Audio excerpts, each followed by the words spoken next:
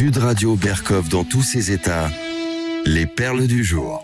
Serge Gainsbourg, du jazz dans le ravin, et oui, c'est toi qui conduis au moins, et vous voyez, c'était des accidents à la fin parce qu'ils conduisaient vite et ils écoutaient du jazz et tout ça.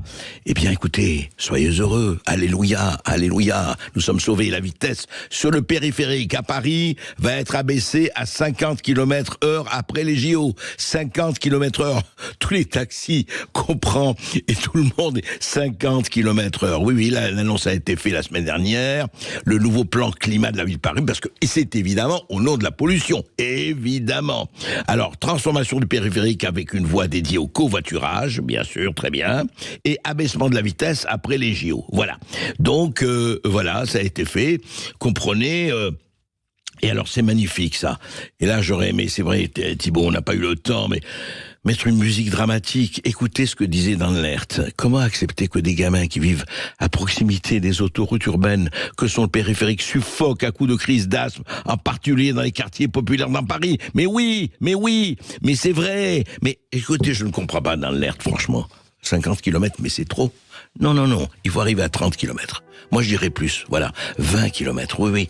Il faut, au nom de la pollution, au nom du CO2, au nom d'enfin respirer, que les voitures ne roulent pas plus vite que 20 km à l'heure, comme ça sur le périphérique.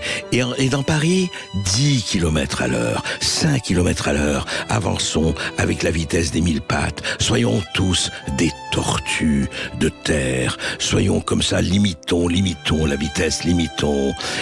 Et allons vraiment tranquillement, comme ça. Demain à 1 km/h, toutes les voitures, et tout ira pour le mieux dans une ville transformée en ville-musée, où les Coréens et les Chinois nous lanceront des cacahuètes pour qu'on leur récite du Baudelaire. Voilà l'avenir de la France, vu par la mairie de Paris. Du tranquille. Sud Radio Berkov dans tous ses états. La cause des femmes, elle mérite d'être évidemment défendue très fort et très haut. Mais quelquefois, dans certains mouvements féministes, on a quand même des deux poids et des mesures, des indignations à géométrie très variables, qui peuvent peut-être, en tout cas, poser question. On en parle tout de suite. Sud Radio Berkov dans tous ses états. Immense, ça passe crème. Il s'est passé quelque chose de très intéressant samedi, donc avant-hier. Il y avait donc la grande manifestation féministe organisée par le collectif Nous Toutes. Voilà, 850 femmes ont été tuées par leurs conjoints, on parle depuis le premier quinquennat d'Emmanuel Macron. 850 femmes, c'est énorme. On sait qu'une femme est violée en France toutes les 7 minutes. Plus d'une centaine de femmes meurent chaque année sous les coups de leurs compagnons. 100% des femmes ou presque ont déjà été harcelées. Donc la cause des femmes, oui, elle est sérieuse. Et alors, il y a un collectif, un groupe, le groupe Némésis, que certains aiment beaucoup, d'autres le considèrent comme à droite, très à droite, d'autres le considèrent comme sulfureux, mais ils font, eux, ce qu'on appelle des actions, je dirais symboliques, mais très représentatives de l'état des lieux. Il y a un an, elles étaient arrivées à une manifestation avec un niqab. Pas de problème, pas de réaction, etc. Là-dessus, aucune réaction. Et effectivement, cette année, ils se sont dit, on va provoquer.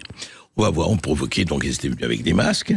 Et elles ont mis des slogans, je dois dire, donc au sein de la manifestation des féministes, il y avait un monde fou, elles étaient quelques-unes, et les pancartes, c'était par exemple ceci: à bas les flics, les blancs et les fachos. Donc, à bas les flics, les blancs et les fachos. Aucun racisme là-dedans. C'est passé crème.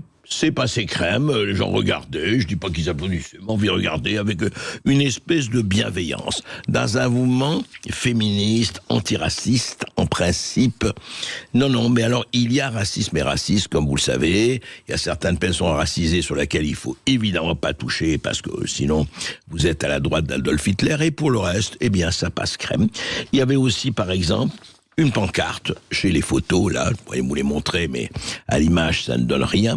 Si tu es blanc, tu es problématique. Voilà. Elles se sont baladées donc dans Paris à la manifestation MeToo avec si tu es blanc, tu es problématique.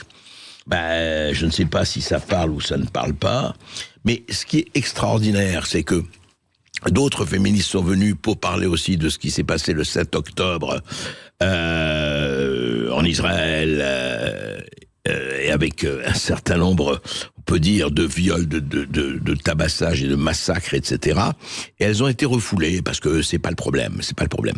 Alors, on comprend pas très bien, tout est le problème, qu'une femme, qu'elle soit arabe, qu'elle soit noire, qu'elle se fait violer, tabasser, violenter, fouetter, etc., eh bien c'est aussi important, même peut-être plus important, en tout cas aussi important, qu'une femme blanche qui se fait harceler, violer ou autre. Non.